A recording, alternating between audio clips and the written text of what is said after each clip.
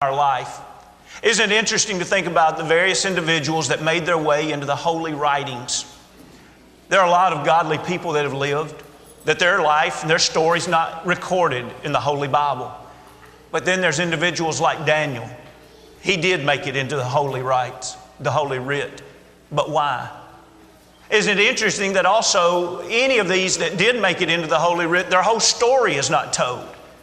There's only little bits and pieces of their life that's told. Why is Daniel in the Bible? And what little bits of his life do we have? Isn't it interesting, out of the very little bit that we have about the life of Daniel, God wanted to make sure that we see the prayer life of this individual. I hope today that you're a person that you cannot imagine not praying. You would not pray.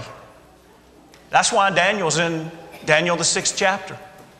God wanted us to know Daniel would not pray. Does that describe you?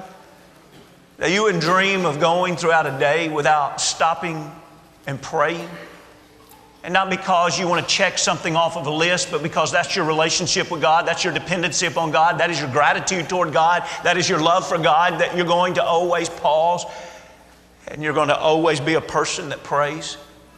You see this that we look at in Daniel the 6th chapter. We're looking at Daniel there that he is about probably 90 years old, a lot of the scholars think. And it's easy to be impressed, if you will, with a 90-year-old man who's lived a godly life. But sometimes we fail to realize, how did that 90-year-old person get to that godly state of living? And we go back to Daniel, the 1st chapter, and we get some keen insight. There we believe that Daniel was probably around 15 years of age. You remember that the Babylonians came over 3 different times and took back individuals, and finally there was that small remnant that was taken back for 70 years. Daniel was taken back before that small remnant, so he would have lived in Babylonian captivity for more than 70 years. And he was kidnapped, if you will, as a prospect of one of the future wise individuals that would serve the Babylonian king. Here in the 1st chapter, it's Nebuchadnezzar. I know that may seem strange to us, but I want you to imagine that. I want you to imagine a king saying, go in and pick out their best teenagers. And so we read in the 1st chapter in verse 4, they picked out young men that were good looking. They picked out young men who were already wise and smart. And I don't know how they tested this at this time, but they even had the ability to learn quickly. And then in the 1st chapter, they put them in a 3-year prep time. Some of you have prepped for ACTs. You've prepped for college courses. They're literally prepping to be a counselor, or perhaps, if they're good enough, a leader to the empire for the king. And so that's what we see in the 1st chapter in Daniel. And you remember the names that they were given of Shadrach, Meshach, and Abednego. Those young men rose to the top. They did well. We'll get back to that in just a few moments. And so we see this young man, Daniel. We see him making his commitment to serve God, even as he's been snatched out of his home, snatched away from his family, and snatched out of the holy city to grow up in a foreign land. And now we read about him in the 6th chapter, and it is quite impressive of the man that he became. Look with me, if you will, to Daniel, the 6th chapter and verse 1 and 2, and let's get a glimpse of the setting here. This is the man that he had become. In Daniel 6, 1 and 2, it pleased Darius to set over the kingdom 120 satraps, to be over the whole kingdom, and over these 3 governors, of whom Daniel was one, that the satraps might give account to them, so that the king would suffer no loss. Again, the fact that makes it impressive is that now he's serving the king Darius. That would have been the Persian Empire. When we read back in the 1st chapter, he's serving Nebuchadnezzar. That was the Babylonian Empire. In other words, there's literally been a complete shift of world powers, and when one emperor moves out because of defeat and the other one moves in, They were so impressed with Daniel, they kept him. Now you can say, well, it's the work of God, but when we study the book of Daniel, there is no doubt that God was working with Daniel, but there's also no doubt Daniel was working with God. And so we see here a breakdown of this empire, where Darius decides, I'm going to break this down into 120 provinces. And I'm going to put a satrap over each province. Now, he doesn't say he's going to equally divide them, but let's just say he was going to equally divide them. And then he says, I'm going to put 3 governors over them. And so there's going to be 40 satraps that answer to this governor, and 40 to this one, and 40 to this one. Daniel was one of the 3. And so literally there would be the king, and then right under him would be 3 positions, and Daniel was one of those governors. And you say, not bad for a young boy that's snatched out of his home at 15 years of age. But what I want you to see in this study this morning, and my guess is we're going to have to finish this lesson tonight, which will be even the greater part of the emphasis on prayer. But I want you to see that it wasn't just happenstance, that there was something powerful about the way this young man devoted his heart, his behavior, and his life, his faith. Go back, if you will, to the first chapter. I want us to read a couple of verses together. Stay at the 6th chapter for just a minute. I want you to see how he's described in verse 3. Then we're going to go back and see how this began even at the age of 15. Look at verse 3 in the 6th chapter. We just read verse 1 and 2, how he's one of the 3 governors. Now look at verse 3, how he's distinguished here. Then this Daniel distinguished himself. Notice that word distinguished. He distinguished himself above the governors. There was only 2 of the governors, but he's distinguished himself and the satraps because an excellent spirit was in him. And the king gave thought to setting him over the whole realm. Do you see what's being revealed here? I know that I have 3 underneath me, but I'm really being impressed with this man named Daniel. And what I'm thinking about doing is going ahead and putting him as the 2nd man in charge, and the 2 governors will answer to him, and all the satraps will answer to those 2 governors. How could this happen? Well, it was because, I'd like for you to just think with me like we had a chalkboard. I'd like for you to think about position. He's already in a high level of position. He's thinking about offering him a higher level. Well, why would you do that, king? Well, because he has distinguished himself. The word distinguished has to do with chief or preeminent. In other words, there's something about Daniel that has become a distinguishing factor over all the other leaders. Notice, he's not just distinguished because the king has distinguished him. There's something that he has done that has distinguished him. And that's what's revealed here in verse 3. It was his excellent spirit. Excellent is exceeding.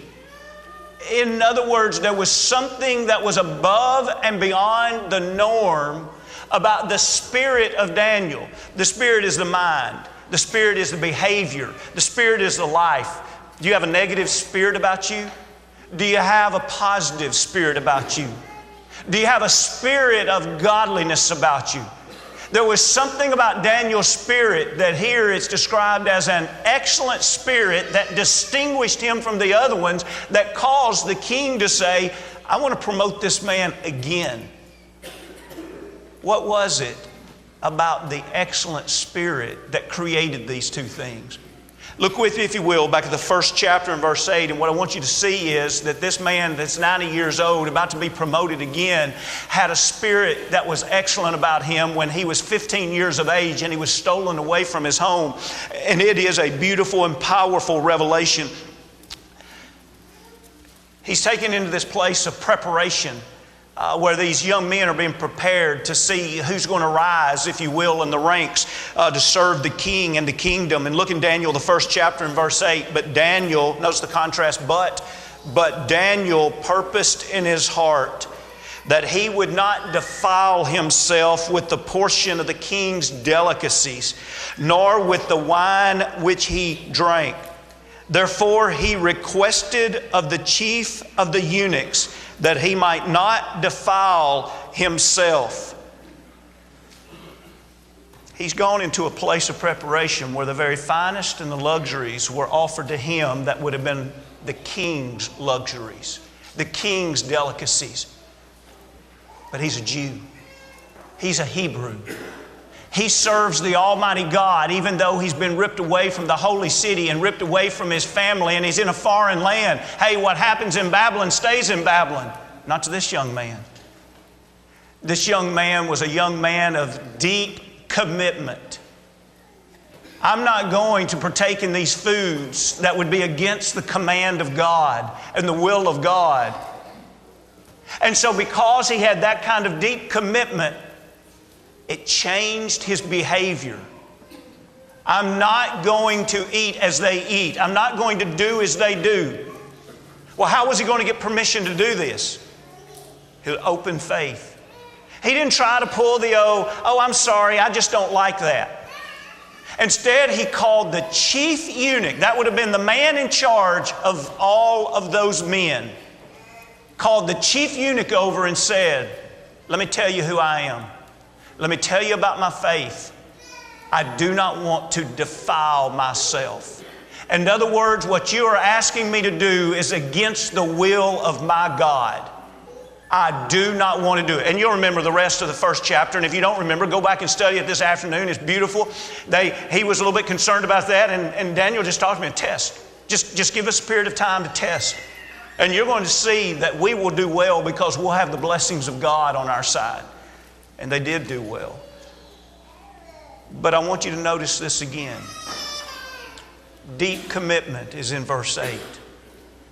Different behavior is in verse 8. Open faith is in verse 8. Isn't it interesting how often when we get separated that those are often the times that we don't display those things? How many times does a child go to junior high or high school and during the day you don't see a different behavior because there has not been a development of commitment? And you don't see anything that lives out an open faith. How many times do we have high school kids graduate and they go off to college and at 18 and 19 years of age they are in a foreign land, so to speak. Their church family's not there, their mom and dad is not there. And so the question is, would they look anything like this young man Daniel of an excellent spirit? Now listen, don't write this off. This is what God is calling us to be.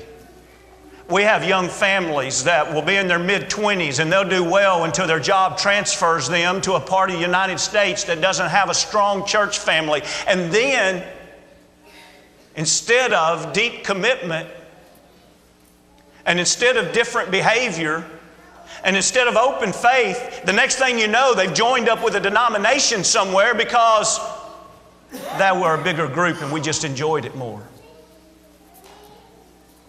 What happened to the deep commitment that you had to the Lord and His church? What about the college student that goes off to college and behaves like the world?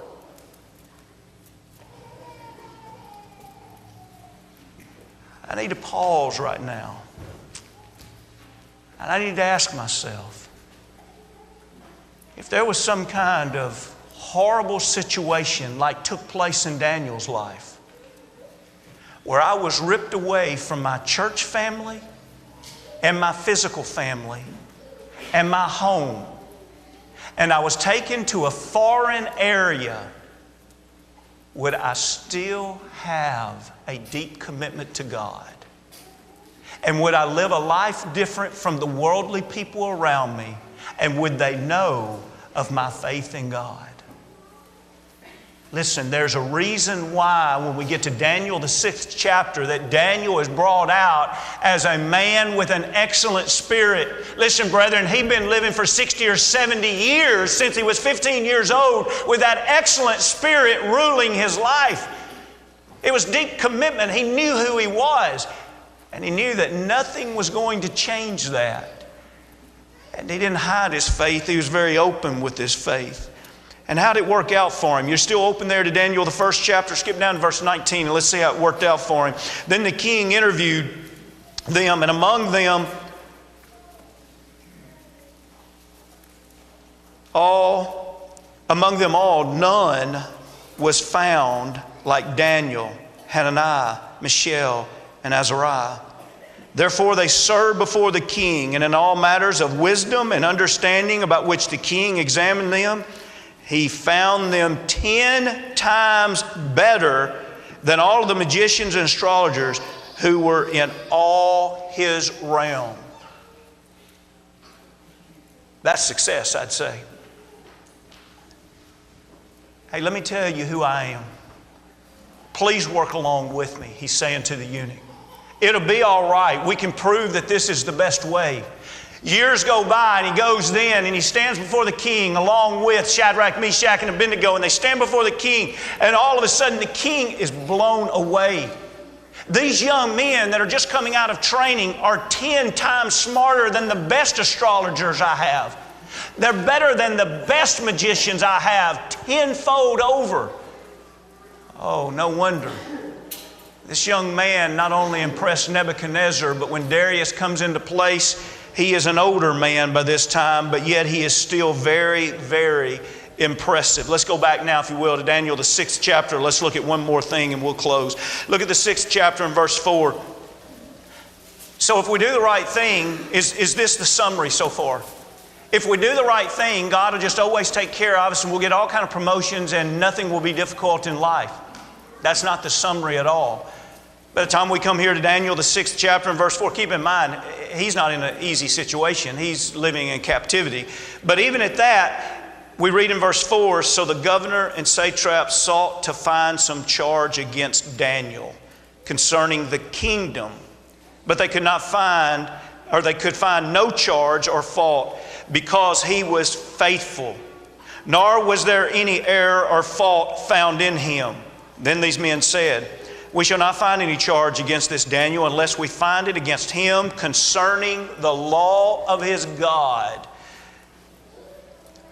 Isn't that interesting that he was counted faithful? Now notice there's two distinguishing aspects of his faith that they reference, one directly and one indirectly. See, the first thing he was faithful to was to the kingdom, the earthly kingdom, not God's kingdom, the earthly kingdom. He served the king. And so the first thing they thought, if we can find something to prove that he's not faithful to the kingdom, he won't get that promotion. They were envious. They didn't want this excellent spirited man who had distinguished himself to rise above them.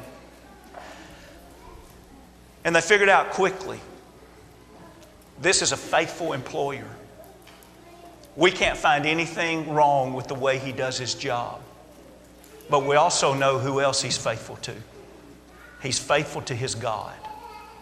Remember the excellent spirit? They knew that. They lived around Daniel for decades. They knew his faithful spirit. And they said, so now what we need to do is we need to get some kind of decree coming from the king that would be in conflict with Daniel's faith. And they knew Daniel's faith in God would be greater than his loyalty to any earthly king. And so they had the decree to be passed in the following verses that for 30 days, no one could pray to any god or to any man except to the king himself. Of course, they did that knowing that Daniel would not pray to his God. What a powerful, powerful reminder. But what does this also remind us of? It reminds me of the fact that I need to stop and ask myself, who are my enemies? When you identify your enemies, you have also identified yourself. Who is it that likes you and loves to be around you because you are so much alike? Who is it that honestly doesn't like you and they don't like to be around you? Because you aren't anything alike. You don't share that same deep commitment. You don't share that different behavior in life. You don't share the same open faith. And because you are so different in spirit, they find it offensive. I want to remind you of James, the 4th chapter and verse 4, where he begins by addressing spiritually adulterers and adulteresses. He says, do you not know that, here it is, friendship with the world is enmity with God? Wherefore, therefore, whoever therefore wants to be a friend of the world makes himself an enemy of God. Brethren, I didn't say that and you didn't say that, and we didn't come up with that principle. God did, and it's been in place since Old Testament times, and it's run all the way through the New Testament times, and here we are in 2013, and it's the same principle. When you can go to work and you can go out to social events and people that are worldly can be your best friends, something's wrong. When they love you because you share their same behavior, something's wrong. When they love being around you because your commitments that you've made in life don't conflict with the commitments they haven't made in life, something's wrong. God makes it clear. We can be His best friend or we can be the world's best friend, but we can't be both of them's best friend. And when we choose the world, we become an enemy to God. And when we choose God, there will always be people that do not appreciate that spirit. It was the excellent spirit that they grew jealous of and that they wanted to defeat. And so I close this morning from 1 Peter, the 4th chapter, and verse 1. 1 Peter, the 4th chapter, and in verse 1.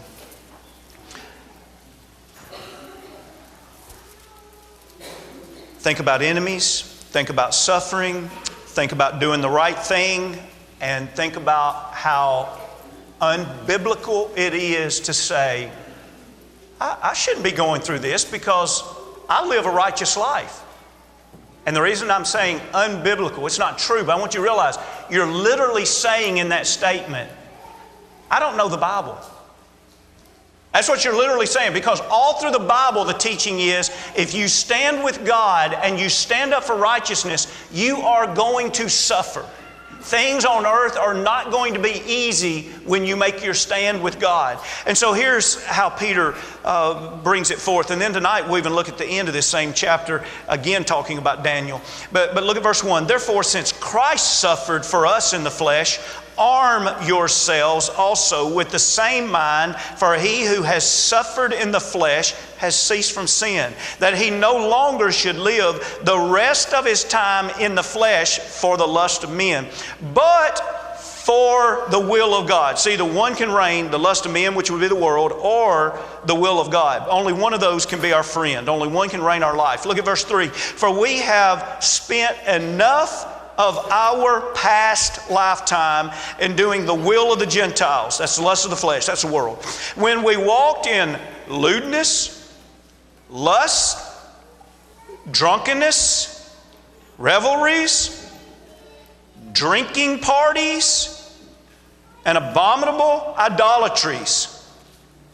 In regard to these, they, that's the world, think it strange that you do not run with them in the same flood of dispensation, speaking evil of you.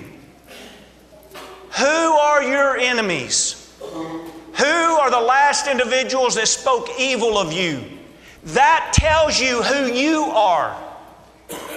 If the people that have lived out this list that are the lust of the flesh and they live their life by the will of the flesh, if they're the ones that are saying, I love that guy, I love that lady, oh, we love being together, we are the best of friends, raise the red flag. There's something wrong with your spirit. It's not so excellent. You aren't distinguished. Look, we don't become distinguished because we try to rise above. We become distinguished because we serve a God who has set a standard that is above. And that standard that is above is from an excellent spirit and distinguishes us. And yes, The world's going to think it's strange. And we're going to have some kickback. And sometimes the kickback can be so strong that we end up being thrown into a den of lions. This morning, I want to encourage you to think about who you are. Not who you want to be perceived as, but who you are in the depths of your being. Because ultimately, that's what you live out. I want to encourage you to think about how people do perceive you, because that tells a whole lot about our behavior and who we are. Christianity was never given to us as an invitation to come to church on Sunday. Christianity was given to us as an invitation to lay down our life, to take up the cause that demands our all. And if you're tired of just being religious, we want to encourage you to jump all in this morning. We want to encourage us all to be praying about this today. And we want to encourage everybody to leave here this morning saved by the grace of God. If you've never been baptized into Christ for the remission of your sins, why not this morning? If you are needing to come back and restore yourself and to wholly devote yourself to God, why not this morning? There's no time like the present to lay it all down before the Lord. If we can help you in any way, come as we stand as we sing.